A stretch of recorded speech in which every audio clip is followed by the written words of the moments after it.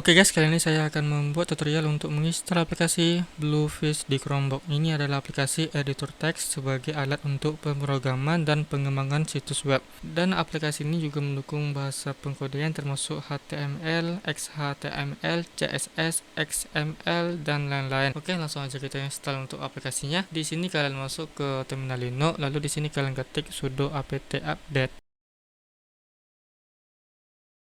Lalu kalian ketik lagi sudo apt install Bluefish, lalu enter.